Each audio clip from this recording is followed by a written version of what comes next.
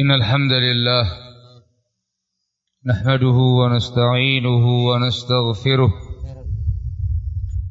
ونعوذ بالله من شرور أنفسنا ومن سيئات أعمالنا من يهده الله فلا مضل له ومن يضلل فلا هادي له وأشهد أن لا إله إلا الله وحده لا شريك له وأشهد أن محمدا عبده ورسوله يا أيها الذين آمنوا اتقوا الله حق تقاته ولا تموتن إلا وأنتم مسلمون يا أيها الناس اتقوا ربكم الذي خلقكم من نفس واحدة وخلق منها زوجها وبث منهما رجالا كثيرا ونساء واتقوا الله الذي تساءلون به والأرحام إن الله كان عليكم رقيبا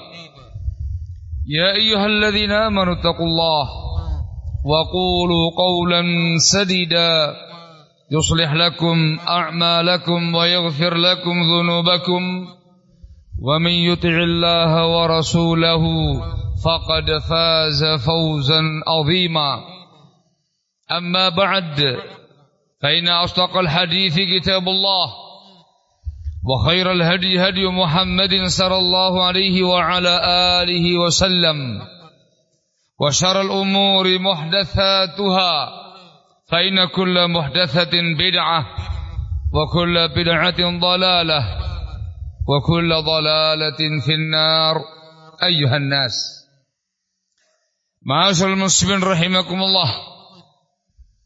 Di antara rahmat Allah Jalla wa'ala yang begitu besar, khusus bagi hamba-hamba yang muslim, yang beriman kepadanya Jalla wa'ala, Allah subhanahu wa ta'ala memberikan syariat bimbingan kepada mereka dalam bentuk ragam amal kebajikan, ragam amal ibadah, ragam amal saleh.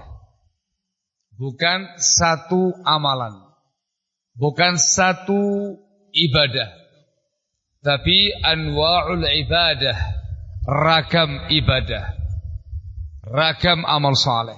Ada salat, ada zakat, ada puasa, ada haji, ada ibadah, ibadah terkait dengan hamba dan Rabbnya Jalla wa'ala, ibadah mahdah.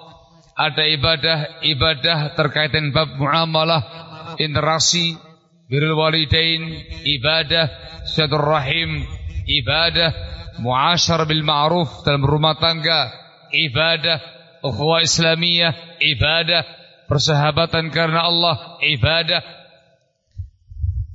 Banyak sekali ibadahnya, banyak ragam amal solehnya. Ini termasuk rahmat Allah Jalla wa'ala. Sebab dengan itu sang hamba bisa memperbanyak amal ibadah, bisa meraih banyak pahala dari banyak ibadah. Dan yang terpenting adalah hamba itu tidak jenuh, tidak jemu, tidak monoton dengan sebuah amal. Bisa beramal dengan berbagai macam amal-amal yang banyak. Juga termasuk rahmat Allah Jalla wa'ala kepada hamba-hamba yang beriman. Allah Jalla fi'ala memberikan kesempatan kepada mereka semua untuk meningkatkan ibadahnya di tempat-tempat tertentu yang diutamakan, yang dimuliakan. Al-amkinah al-mufaddalah, tempat-tempat yang diutamakan.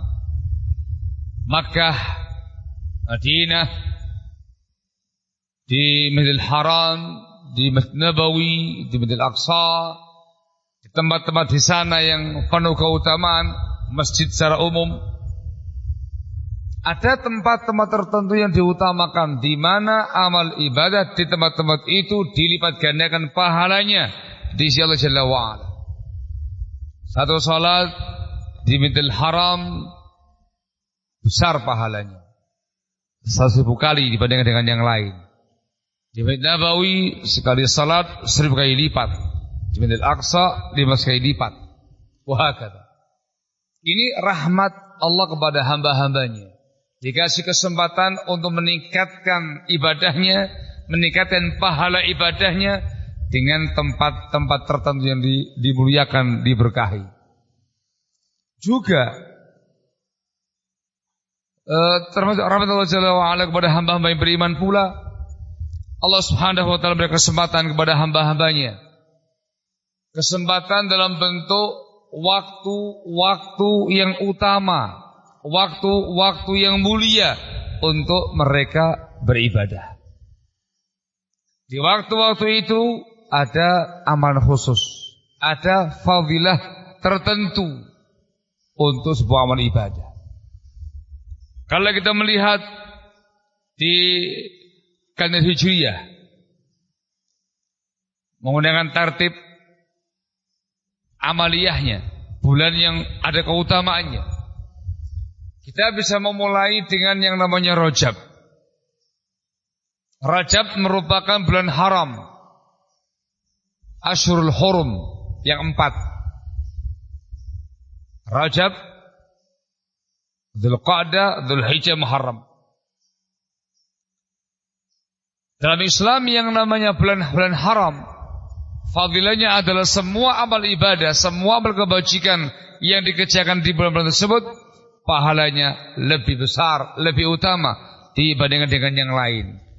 Atau sebaliknya, tindakan dosa, kemungkaran, kemaksiatan di bulan tersebut juga dilipat gandakan dosanya. Li syarafiz zaman, dikarenakan keutamaan waktunya. Rajab tidak ada amal khusus, maka semua amal ibadah, semua amal saleh pada masa itu besar pahalanya. Lanjut Sya'ban. Bulan Sya'ban dimuliakan Nabi kita Muhammad SAW. Dikarenakan itu bulan banyak orang yang melalaikannya. Dzaka syahrun yaghfalu anhu an-nas baina Rajab wa Ramadan. Sya'ban sebuah bulan yang dilalaikan banyak orang, diapit oleh Rajab dan Ramadan. Dikarenakan orang banyak melalaikannya, beliau memuliakannya dengan amal khusus, Siyamu Sya'ban, puasa di bulan Sya'ban. Bahkan hampir sebulan penuh. Beliau tidak pernah siam berpuasa hampir sebulan penuh selain Ramadan kecuali Sya'ban. Siyamu Sya'ban. Bahkan para salafun salih, mereka menganggap Sya'ban merupakan muqaddimah Ramadan. Semua amal kebajikan yang bakal dikerjakan selama Ramadan, mereka sudah kerjakan di Sya'ban. Baca Al-Quran, sehingga Sya'ban dikatakan sebagai syahrul qurra, bulannya para qari, syahrul sadaqah, syahrul zakah, wahakadha. Mulia Sya'ban itu dengan amal khusus padanya. Lanjut Ramadan, puncak amal saleh, puncak amal ibadah di sebuah waktu itu Ramadan. Di sini puncaknya seorang hamba yang beriman betul meningkatkan kualitas dan jumlah ibadahnya. Dilipat gandakan pahala amal. Disyariatkan sekian banyak amal kebajikan, siam, waqiyam, puasa, qiyam Ramadan, tilawatul Quran, sedekah, infak, berbagai amal kebajikan, berbagi, berderma, berzikir, berdoa. Hampir semuanya dipuncakkan di sini, terutama pada 10 malam yang terakhir, terutama untuk mencari malam Qadar. Puncak ibadah Ramadan. Lanjut Syawal. Syawal merupakan awal bulan haji. Syawal juga ada Idul Fitri. Pada Syawal juga ada anjum mengerjakan puasa 6 hari Syawal. Sangat dimuliakan. Terus Dzulqa'dah setelah itu, termasuk bulan haji, termasuk bulan haram. Bulan haram. Sehingga semua amal kebajikan diutamakan selama Dzulqa'dah. Semuanya. Meski tidak ada amal khusus selama Dzulqa'dah, kecuali bulan haji. Lanjut Dzulhijjah. Dzulhijjah termasuk puncak bulan haji, termasuk bulan haram. Padanya ada ayyamul ashr, 10 hari pertama Dzulhijjah. Yang dikatakan dalam hadis Ibnu Abbas, disebutkan semua amal yang dikerjakan saat itu lebih Allah cintai, melebihi amal jihad fisabilillah. Semua amal pahalanya lebih afdal, lebih utama daripada jihad fisabilillah. Ada Idul Adha, ada syariat menyembelih kurban, ada ayyamut tasyriq kala itu. Lanjut Muharram. Muharram ada merupakan bulan haram. Juga ada syariat untuk berpuasa pada bulan Muharram, terutama Tasu'a dan Asyura. Total semuanya 7 bulan berturut-turut. Rajab, Sya'ban, Ramadan, Syawal, Dzulqa'dah, Dzulhijjah, Muharram. 7 bulan berturut-turut dari mulai Sya'ban dan mulai Rajab. Waktu-waktu yang mulia. Dikatakan mawasimul amal. Musim-musim amal. Maknanya umat Islam diberi kesempatan begitu luas, begitu lama. Waktu-waktu yang sangat mulia untuk beramal soleh, untuk beramal ibadah. Ada amal khusus, ada amal umum. Dan pahala amalnya dilipat gandakan saat ini. Semuanya merupakan rahmat Allah Jalla wa'ala kepada hamba-hamba yang muslimin. Ma'asyarul muslimin rahimakumullah. Umumnya kaum muslimin semangat ibadah ketika Ramadan. Umumnya. Kecuali orang yang mahrum, yang diharamkan dari keutamaan. Muslim yang akil, yang berakal, muslim yang masih punya semangat, yang masih punya jiwa keislaman. Umumnya selama Ramadan betul-betul naik ibadahnya, meningkat amal solehnya. Dan masing-masing dengan tingkatan-tingkatan iman dan takwanya. Tetapi semangat beribadah itu nampak kelihatan. Ada yang sedikit, ada yang banyak, ada yang berlomba-lomba. Di dalamnya ada yang betul-betul mengerahkan semua kemampuannya untuk ibadah selama Ramadan. Sehingga dibahasakan tadi, Ramadan bulan yang merupakan puncak ibadah untuk kaum muslimin. Itu Ramadan. Semangat puasa, syiar yang begitu nampak. Semangat sholat berjamaahnya, yang biasa tidak kelihatan.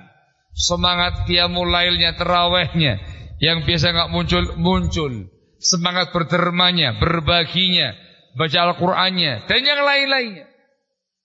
Semangat untuk memberikan iftar, takjil bagi para shaimin. Luar biasa. Namun kaum muslimin rahimakumullah, yang menjadi sorotan ialah pasca Ramadan. Setelah usai Ramadan, setelah selesai puncak ibadah selama Ramadan, di sini ujiannya.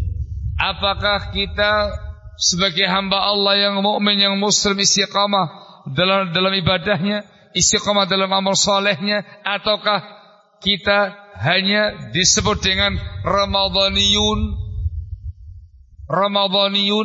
kelompok Ramadan, hanya dikenal saat Ramadan, hanya ditahu dia salat selama Ramadan, ditahu berjamaah hanya selama Ramadan, dikenal infak sedekah selama Ramadan. Ini semuanya kembali pada masing-masing kita. Barakallahu fikum. Tentunya yang dibimbingkan dalam Islam adalah ibadah kepada Allah sampai akhir hayat. Tugas kita ibadah. Wa ma khalaqtul jinna wal insa illa liya'budun. Allah menegaskan, Allah menciptakan jin dan manusia untuk ibadah kepada semata. Ya'budu, menghamba kepada Allah, mengabdi kepada Allah, ibadah kepada Allah. Berbekal takwa dengan ibadah menuju kampung akhirat. Dan perintahnya adalah saya mati. Wa'bud rabbaka hatta ya'tiyakal yaqin. Maka hendaklah engkau beribadah pada Rabbmu sampai datang al-yaqin kepada kamu. Al-yaqin al-maut, kematian. Ibadah sampai mati. Itu seharusnya. Bukan ibadah Ramadan saja. Bukan Ramadaniyah saja, ubudiyah Ramadaniyah saja, tapi ubudiyah ila akhir hayat, ubudiyah sampai akhir hayat. Barakallahu fikum. Di sini yang disoroti, di sini yang dituntut. Barakallahu fikum. Kaum muslimin rahimakumullah.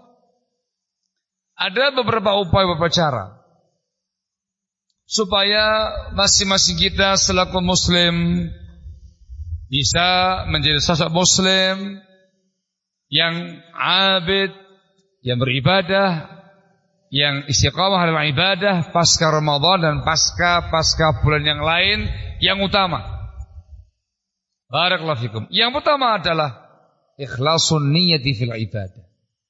Dorongan niatnya, dorongan keikhlasannya dalam perkara ibadah. Tanamkan di hati yang paling dalam, ibadah kita itu lillahi ta'ala. Kita persembahkan hanya untuk Allah semata.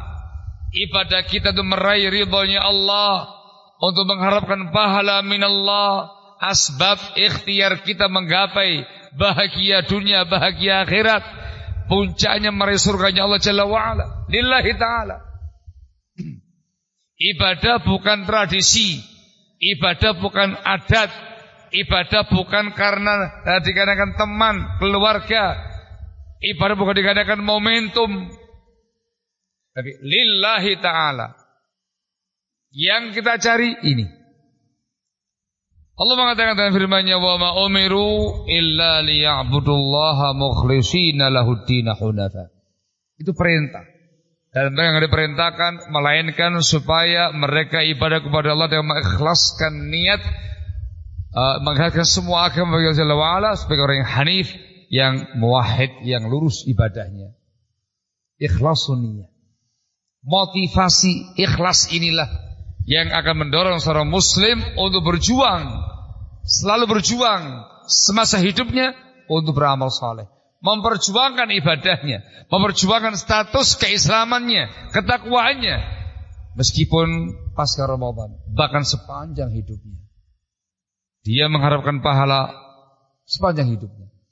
Dia mengharapkan ridhonya Allah sepanjang hidupnya.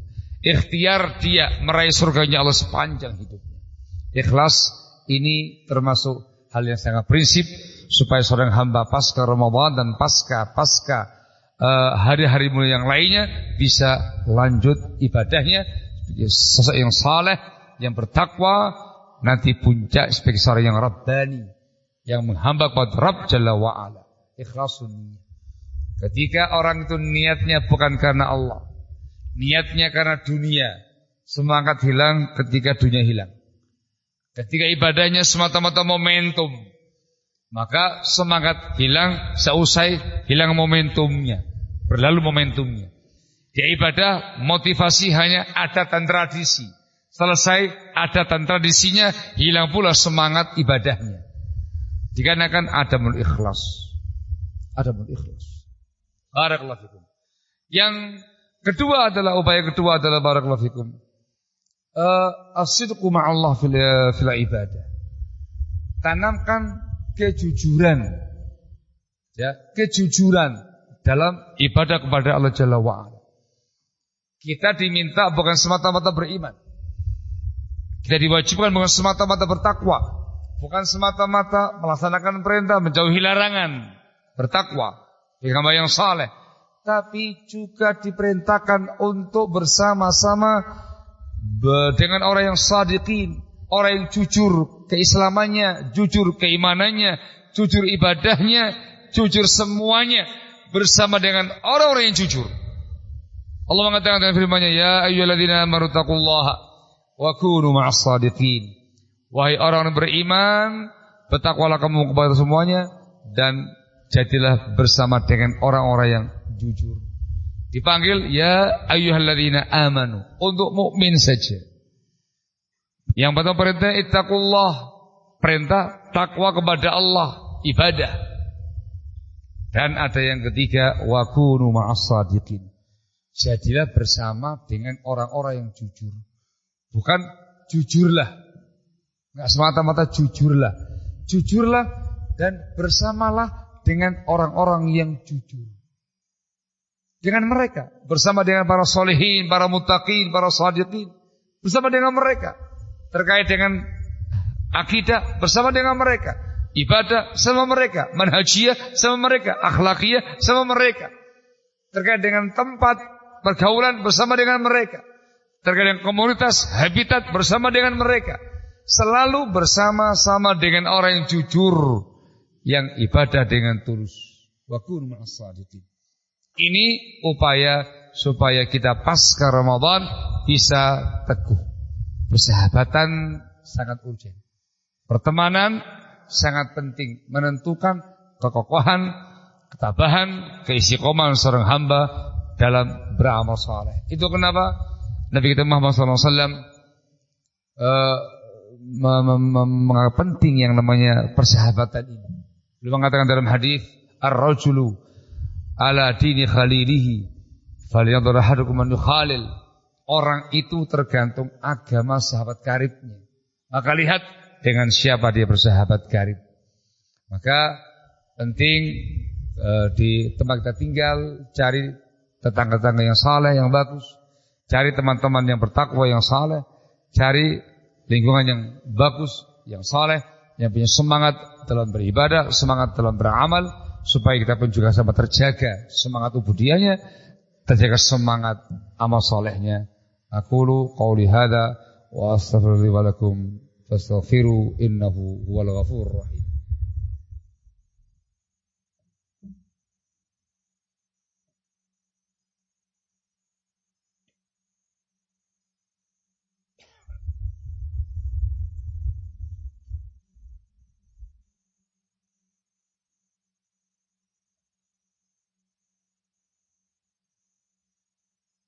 Alhamdulillah wassalatu wassalamu ala Rasulillah wa ala alihi wa sahbihi wa mawalah, amma ba'du.